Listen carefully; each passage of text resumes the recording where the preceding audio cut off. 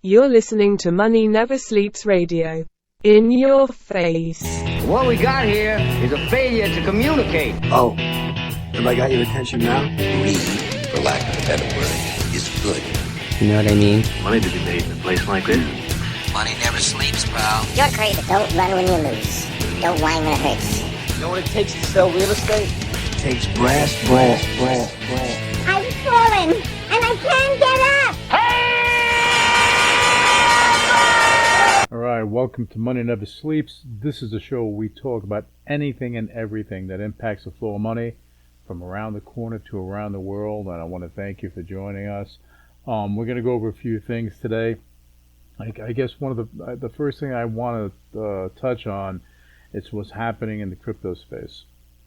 We got some direction this week from the SEC, which is fantastic.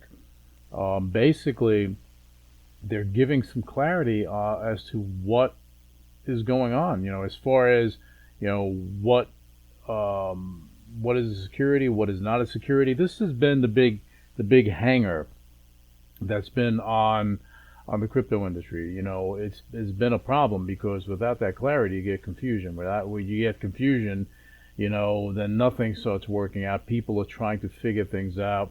During the last administration with Gensler, what happened? A lot of people got fines. They had things tacked on their door. They got thrown in jail. Things transpired. It wasn't a good time for the crypto players trying to build up. It was very difficult. We're going to be talking about this in 10 years and say, remember when? All right? Where now you have Paul Atkins in there, and he's working with the CFTC. They're working together. My, oh my, what a surprise. They're looking to do things and do the right things.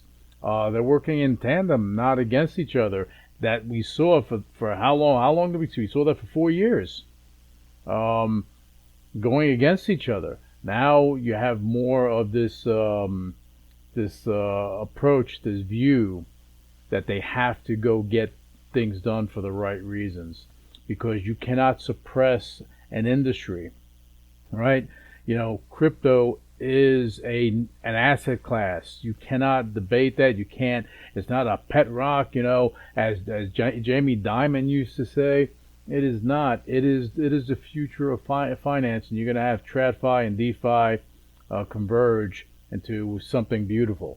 You're going to have a lot of things happening there. So again, you have major banks that are getting in deep within the stablecoin environment because they realize, hey, this is stable. I can move things around with my customers. The fees are like almost nothing, so I can go charge them a little bit, and they'll still make money even if they lower the fees on their customers. And Swift, they're injecting blockchain into what they're doing, and you have a lot of other institutions that are doing the same. You have PayPal. They have a stable coin now, and they built it on, I believe, on Ethereum, and they built it on Solana. Just them building it on with the ERC20 standard, okay, is a big thing, because it gets the massive distribution. That's why any blockchain, you won't see too many of them that have a really, really strong protocol. And they had the courage to go in and integrate ERC20 into it. That takes a lot of courage because, a number of things can go sideways.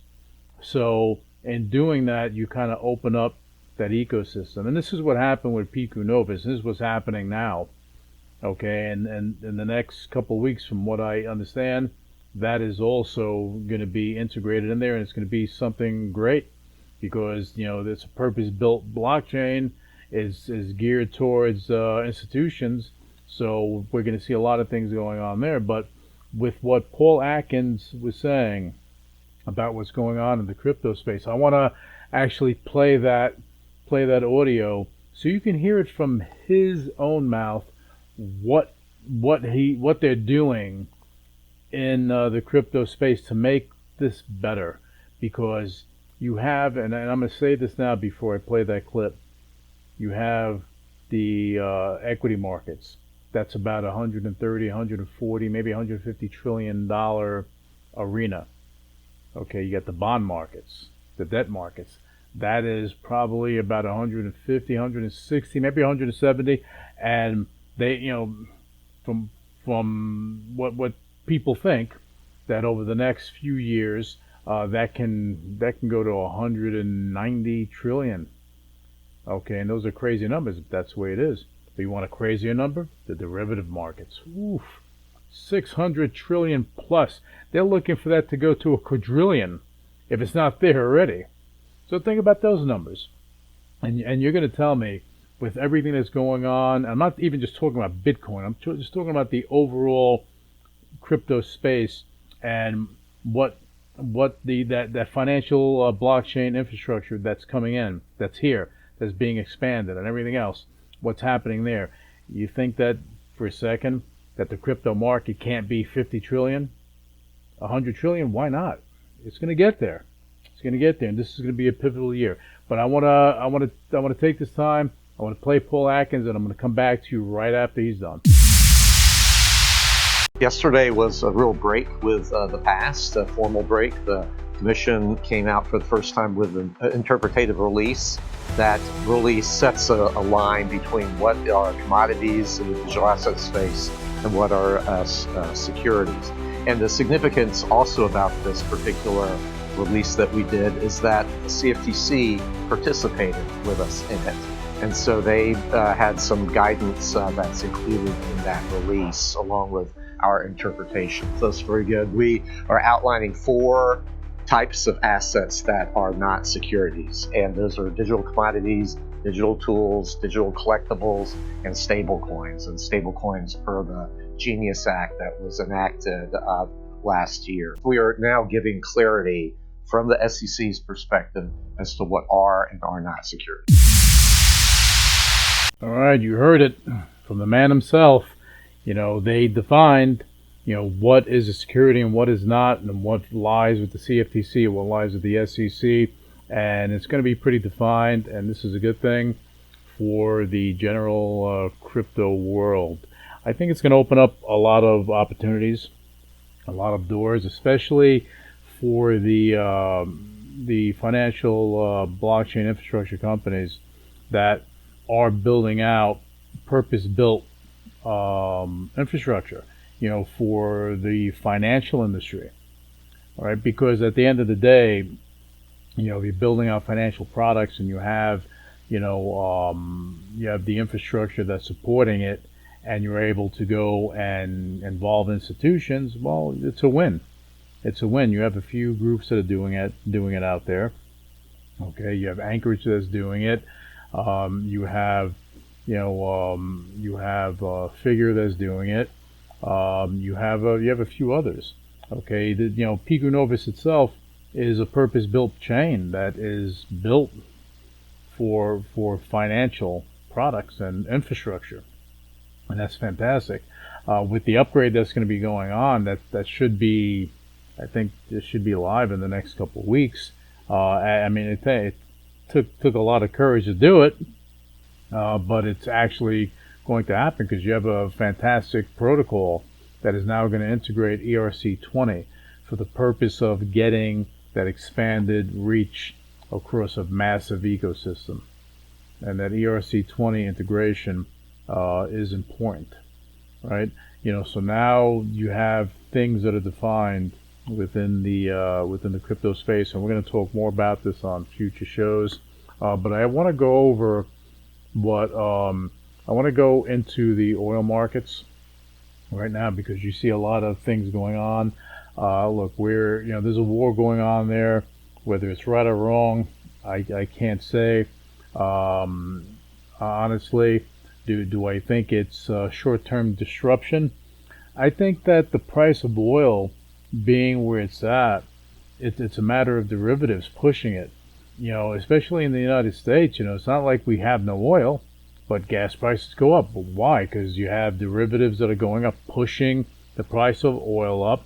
We have oil. We're the biggest producer of oil in the world. If you look at If you look at the charts, you'll see it. Okay, and at the end of the day, what are we getting out of that straight? We're probably getting 2%. We have Asia and those countries that are actually getting, the lion's share of that oil coming through there. But as you see, this impacts across the board. I think that once things settle, and hopefully they settle soon, I think you're going to see oil back down, maybe 60, okay, in that range, because it being up here doesn't make any sense. And, with Iran trying to make it a point, saying, we're going to bring oil to 200 and disrupt your entire financial ecosystem. No. You have that disruption. If the other countries get involved, they can shut it down pretty quick. This is for Russia, this is a positive thing for them. It's not a good thing for Ukraine. It's a positive thing for them because right now they're flowing. That tap has been shut off for them for a long time, but they've been selling cheap. Now they're selling it at market prices, and they're making money. What do you think's going to happen?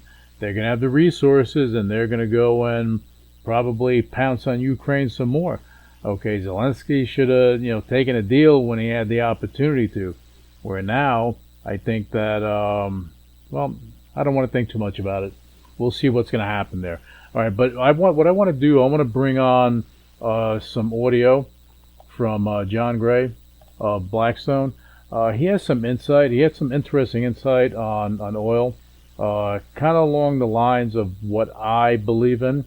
But I want to play that because we're trying to bring more interesting, actually not more, but some more, right? Some more interesting things to the show for the betterment of our listeners and our viewers. So hang on, I want to play. Let me play this audio so you can get some insight from the man himself, John Gray from Blackstone. You look at the price of oil in a given day. I guess yesterday it moved $30. I think, again, once the conflict settles, I think oil prices move back down. And what will matter more then is, hey, companies' earnings are growing strong. Inflation is heading down. The Fed is likely to cut rates, and we should see a pickup in transaction activity. Now, I think the area that will be tougher is those areas perceived as being more vulnerable to disruption. That'll be more challenging. But we have a couple businesses we took public at the end of last year, Medline and Hospital Supplies, Legence and Energy Management. These stocks are up 50, 80% because they continue to grow, and the market's looking for sort of terra firma, companies they feel good about longer term. And I think that desire for those kind of businesses and those businesses that benefit from AI will continue. So I view this more as a pause as opposed to something that's longer in nature. Just as I said, he has, his insight matters. He's in the deep end of the pool, so I agree with what he's saying. This is going to be short-lived. We just have to go through the pain now. Unfortunate, but we'll see the why, I guess, later. Another thing, artificial intelligence, that's been a big thing, big buzzword. Not so much buzzwords, but more of a change, an evolution of sorts. You're going to see a lot of this happening. And I think, you have a lot of software companies that are getting disrupted, but you know what? They would have been disrupted anyway. It's just happening quicker because of AI. The reality is that software developers, they're going to have to change. They're going to have to adhere to what's happening, because at the end of the day, if you aren't evolving, then you're dying out. And when you have artificial intelligence that is not just made, it's like they didn't just create ChatGPT or Anthropic didn't do their thing, or or Google didn't do their thing, and they're sitting there saying, okay, well, we did this, we'll just let it be. These guys are in the kitchen day in and day out, making it better. Look, even Google right now with their Gemini, they're able to make audio and everything else. I got a message on that, and that's crazy because you can go make your own song, all right, and albeit short, but they can do bigger ones too, I guess. You have platforms out there that are creating music. I've seen them, take an existing song and make it into a different genre. You have an evolution, and it's going to go across all industries. I think your old software companies are going to be like, way back when IBM was the king of the hill, and then all of a sudden, they had their big servers, which were huge tape stuff way back when. But as that company evolved, they evolved too. They had to, or die. So when you have in technology, you don't want to be the Blockbuster or the Woolworth in technology. You don't want to be the Kmart. And if you understand what happened with those companies, then you really understand what I'm talking about. If you have to evolve, and this has to do with any company. All right, if you're in entertainment, evolve. Look at what they're doing with Val Kilmer. He passed away. He made a movie 5 years before he passed away. He couldn't finish it because he couldn't speak properly. So they couldn't finish the movie. The movie just stood on the shelf. Well, they're coming out with the movie, and he's in it. And they're using AI to put him in the movie. That goes to what I was saying on another show, that artificial intelligence is going to change everything in Hollywood. Hollywood, they have to evolve, or they will die out. I guess the industry that's going to really be amplified are the writers. Oh, the Writers Guild, they're going to be on fire. But as actors, man, if you guys go out there as an actor and you go and you make yourself into a brand and license your image and your voice and your mannerisms and everything to movie development companies that are going to be using AI to make movies, okay, doing that, you evolve as well. You probably won't get as many acting gigs as you want to get. I think that the old guard with Hollywood, with SAG and all that other stuff, they're going to bark, they're going to get angry, they're going to sue, they're going to do this and do that and do this, as opposed to saying, hey, we have to evolve with this for the betterment of our community. And it is the betterment. Okay, this is the same thing that was done. Look at history. When you had silent films. Okay, you had silent films, and what happened? You had one brave company, one brave brother in a company called Warner Brothers, that went and said, wait a second, we could put sound in here. And they went down that road. And the rest is history, isn't it? Same thing's going to happen here. This is going to be a history-defining event that we're living in. And I'm telling you, it's going to start with that one movie that's coming out with Val Kilmer, and it's going to continue to go on. And this is the beginning of the future of movie making and entertainment. And it's going to be really interesting. All right, anyway, I want to thank you guys for tuning in, and I hope you enjoyed the show today. We'll be back with you with another episode of Money Never Sleeps. Until then, I want you guys to have a fantastic trading day. Thank you. Initiating shutdown sequence. You're listening to UCW Radio. In your face. What is your major malfunction? So let it be written. So let it be done. Ladies and gentlemen, my mother thanks you, my father thanks you, my sister thanks you, and I thank you. The views and opinions expressed on Money Never Sleeps Radio are for informational purposes only and should not be construed as financial advice. The host Louis Velazquez and guests of Money Never Sleeps Radio are not licensed financial advisors, and any investment decisions made based on information presented in this podcast are at the listener's own risk. Listeners are encouraged to consult with a qualified financial advisor or investment professional before making any investment decisions. The podcast hosts and guests do not endorse or recommend any specific investment strategies or products. All investments involve risk, and past performance is not indicative of future results.